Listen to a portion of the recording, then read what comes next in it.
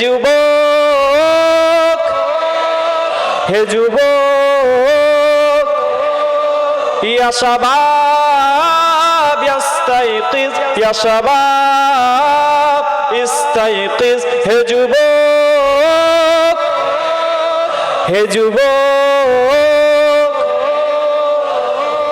নাত গজল শেষ, আর 1 মিনিট সময় নেব। আল্লাহ নবী আল্লাহ রাসূল সাল্লাল্লাহু আলাইহি ওয়াসাল্লামের জামানায় যখন ওয়াকাফের দান শুরু হয়েছিল,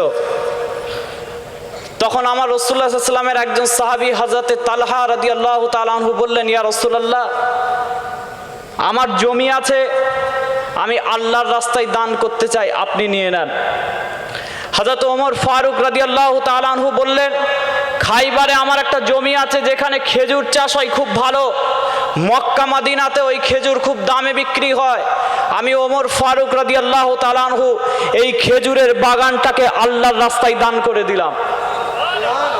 আমার রাসূলুল্লাহ সাল্লাল্লাহু আলাইহি ওয়াসাল্লাম যখন মদিনা শরীফে হিজরত করলেন, হিজরতের পর বললেন, ও মুসলমান শোনো, আমার এই মদিনা নগরীতে মুসলমানদের পান করার জন্য কোনো মিষ্টি পানির কূপ নেই, আমার অনেক সাহাবাদের অনেক টাকা পয়সা আছে, তোমাদের মধ্যে এমন কেউ কি আছো একটি মিষ্টি পানির কূপ আল্লাহর রাস্তায় দান করে মুসলমানদের পানীয় জল খাবার জন্য সুবিধা করে দেবে?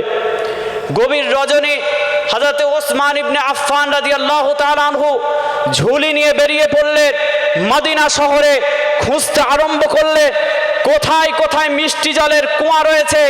খুঁজতে খুঁজতে জানতে পারলেন একটা ইহুদি ব্যক্তি একটি মিষ্টি জলের মিষ্টি পানির কূপের মালিক। ইহুদি ব্যক্তির কাছে গেলেন হযরতে ওসমান গনি রাদিয়াল্লাহু তাআলা আনহু, গিয়ে বললেন, আপনার এই কূপের দাম কত? সেই ইহুদি ব্যক্তি বলল, তুমি এই কূপের দাম জেনে কি করবে, তোমার খরিদ করার ক্ষমতা নেই। হযরত ওসমান গনি বললেন, কূপের দাম কত? ইহুদি ব্যক্তি বললেন, আমার এই কূপের দাম আমি নির্ধারণ করেছি 12,000 দিনার। আজ থেকে 1400 বছর পূর্বেতে মদিনা শহরে 12,000 দিনারের এত দাম ছিল স্বর্ণ মুদ্রার। 12,000 দিনারে গোটা মদিনা শহরের অর্ধেকটা কিনে ফেলা যেত। হযরত ওসমান গনি রাদিয়াল্লাহু তাআলা আনহু নিজের পকেট থেকে, ব্যাগ থেকে 1 ঝুলি টাকা ওই ইহুদি ব্যক্তিকে দিয়ে বললেন, ধরো 12,000 দিনার, ধরো 12,000 দিনার। ইহুদি ব্যক্তি ফেল ফেল করে তাকিয়ে আছে, তুমি কে আমার সামনে দাঁড়িয়ে আছো যে একটা কুয়াকে 12,000 দিনার দিয়ে কিনে নিলে? হযরত ওসমান গনি বললেন, এখানে আমার রাসূলুল্লাহর ব্যাপার, এখানে ইসলামের দান করার ব্যাপার। আমি ওসমান গনি 12,000 দিনার কেন, যদি 12 লক্ষ দিনার প্রয়োজন হতো, আমি ওসমানে গনি আজকে 12 লক্ষ দিনার দিয়ে তোমার কূপটা ইসলামের রাস্তায় দান করে দিতাম। আরো জোরে বলে। সেই থেকে ওয়াকফ সম্পত্তি আজও চলছে ভারতবর্ষের জমিনে। 9.5 লক্ষ একর জমি ওয়াকফ সম্পত্তি। কলকাতার মতো 4-5টা শহর, বোম্বের মতো 4-5টা শহর এক জায়গায় করলে 9.5 লক্ষ একর জমি হয় না। সেই ওয়াকফ সম্পত্তি ভারতবর্ষের জমিনে খাতা কলমে আছে, আর খাতা কলমে নেই এই রকম সম্পত্তি। ইন্ডিয়া টুডের আর্টিকেল বলছে প্রায় 35 লক্ষ একর জমিরও বেশি সম্পত্তি রয়েছে। সেই জমির দিকে আজকে কুনজর পড়েছে বর্তমান সরকারের।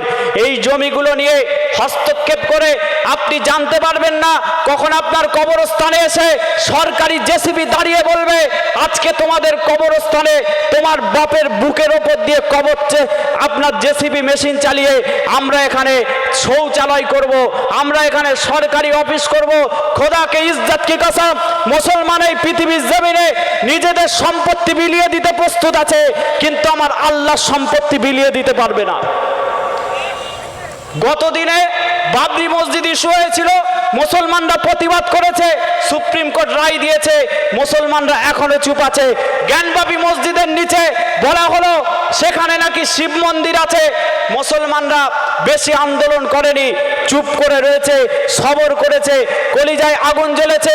আজ থেকে কয়েক সপ্তাহ আগে সম্ভালে উত্তরপ্রদেশে যখন একজন মসজিদের মুয়াজ্জিনকে জুম্মার দিনেতে নামাজের আগে আজানের সময় পুলিশ অ্যারেস্ট করে নিল, সারা ভারতবর্ষের মুসলমান ইউটিউবে, ফেসবুকে, সোশ্যাল মিডিয়ায় দৃশ্য দেখেছে, বুকের মধ্যে আগুন জ্বলেছে, কিন্তু রাস্তায় নামেনি। কারণ সেই সময় আমাদের সম্পত্তি ছিল, বাঁচানোর লড়াই করতে গিয়ে আমরা হেরে গেছি। কিন্তু আজকে যে আন্দোলন আমাদের হচ্ছে, এটা আমার ইমানি সম্পত্তি, জোরে বলে, এটা আমাদের ইমানি সম্পত্তি। এখানে 1 ইঞ্চি জমি আমরা ছাড়তে পারবো না। আল্লাহ পাক রব্বুল আলামিন আমাদেরকে এই কলকাতার জমিন থেকে দিল্লি পর্যন্ত এই আন্দোলনকে পরিচালনা করার তৌফিক দিন। জামিয়াতে উলামায়ে বাংলা জিন্দাবাদ।